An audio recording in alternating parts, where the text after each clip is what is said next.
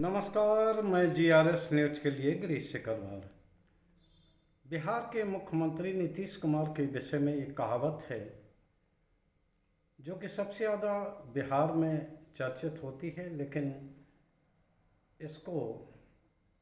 पूरे देश में भी दोहराया जाता है। बिहार में बहार है, नीतीश कुमार है। निश्चित तौर पर नीतीश कुमार ने बजट सत्र से पहले एक ऐसा दांव चला है जिसको लेकर न सिर्फ मोदी सरकार शक्ति में है, बल्कि बिहार के सभी एनडीए साथी नीतीश कुमार के स्वर में स्वर मिला रहे हैं। आखिर वो चिराग पासवान जिन्होंने 2015 में नीतीश कुमार को गिराने के लिए कोई कसर नहीं छोड़ी थी, और इसके बाद के चुनाव में भी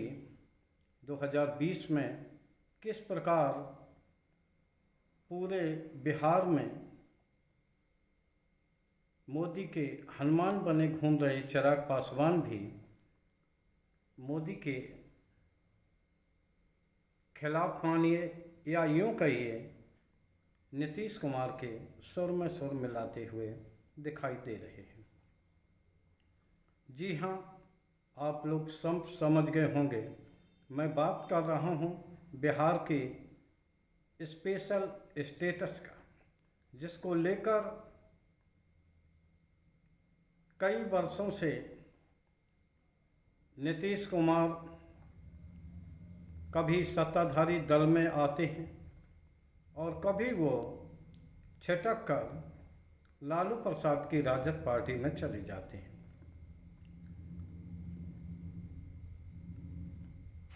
बजट से पहले उन्होंने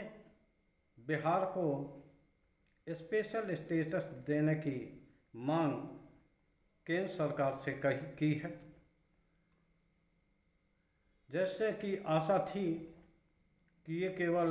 नीतीश कुमार का ही मुद्दा रह जाएगा, लेकिन चुनावी काल होने के कारण न सिर्फ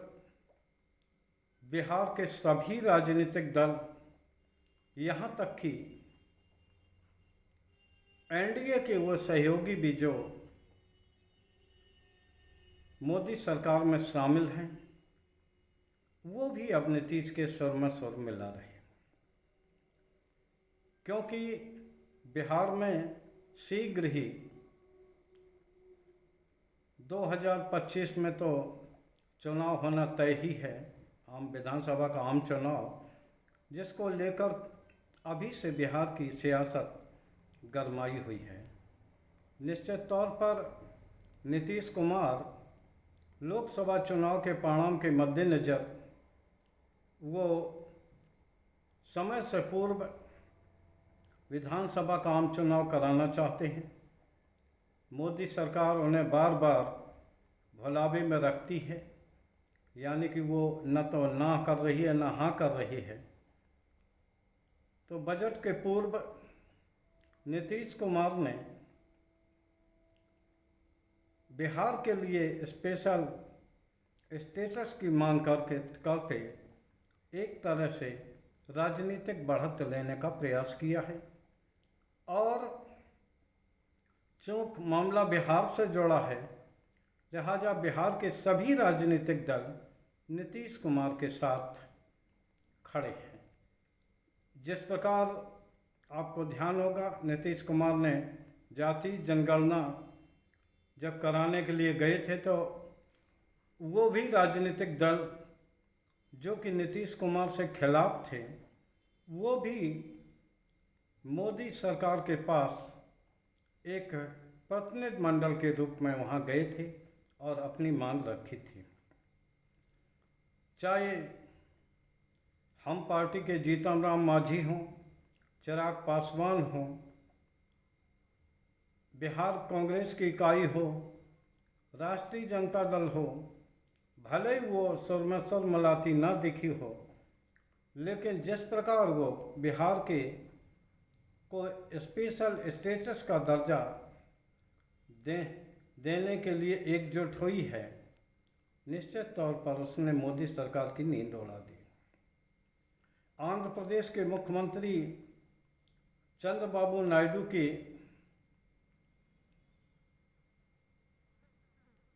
मांगों से पहले ही केंद्र सरकार परेशानी में है, क्योंकि चंद्रबाबू नायडू ने करीब 1 लाख करोड़ का बजट आंध्र प्रदेश के लिए फौरी तौर पर मांगा है। और अगर आंध्र प्रदेश के अखबारों की बात को सही माना जाए तो केंद्र सरकार ने चंद्रबाबू नायडू के अधिकतर प्रस्तावों पर हरी झंडी दिखा दी है। उसको लेकर ही बिहार के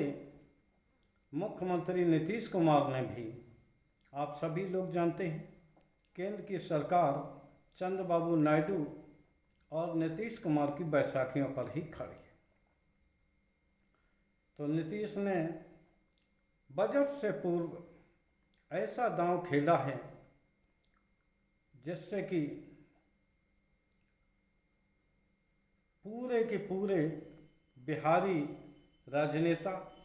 उनके साथ खड़े हुए हैं, क्योंकि विधानसभा का आम चुनाव होने वाला है। कोई भी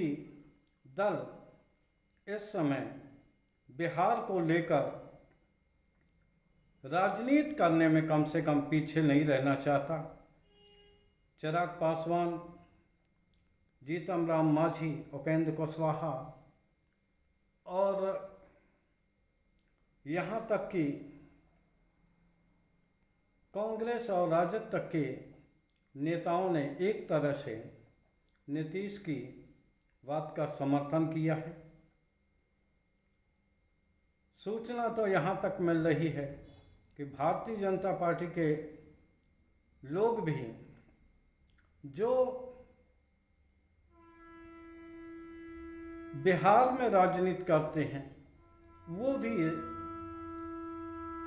आगामी चुनाव के मद्देनज़र बिहार को स्पेशल पैकेज स्टेटस देने के पक्ष में है। देखना यह है कि मोदी सरकार चंद्रबाबू नायडू और नीतीश कुमार के इस दोहरे चाक में पिसती है या ऐसा कोई रास्ता निकालती है जिससे कि सांप भी मर जाए और लाठी न टूटे। क्योंकि आप सभी लोग जानते हैं जिस प्रकार चंद्रबाबू नायडू ने मोदी सरकार पर दबाव डाला और अपने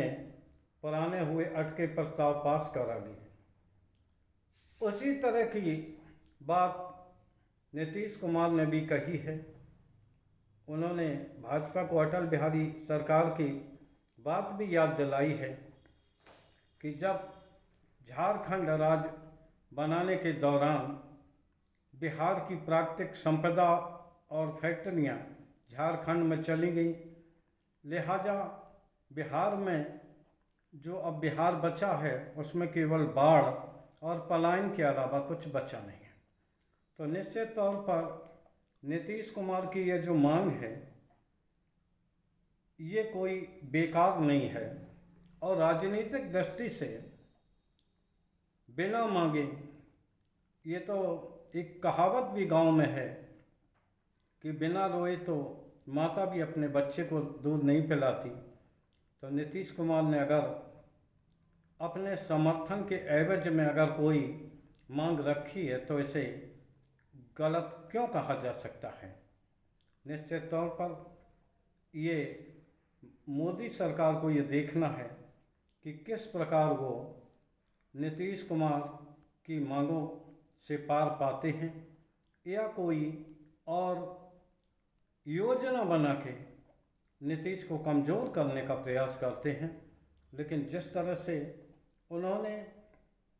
बिहारी अस्मिता को लेकर बिहार को स्पेशल स्टेटस का दर्जा देकर जिस प्रकार उन्होंने ये दांव खेला है, उससे एक बात तय है कि अगर नीतीश कुमार पलटी भी मारते हैं तो शायद बिहार के लोगों की संवेदनाएं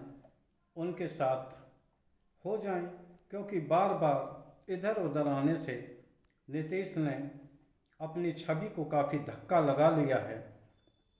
लेकिन जिस तरह से एनडीए के उनके विरोधी घटक दल तक उनके साथ जिस प्रकार बिहार को स्पेशल स्टेटस देने की मांग को लेकर खड़े हुए,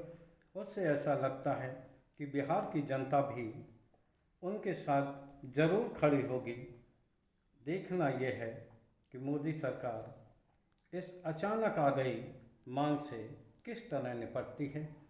आज के ब्लॉग में बस इतना ही। जय हिंद, जय भारत।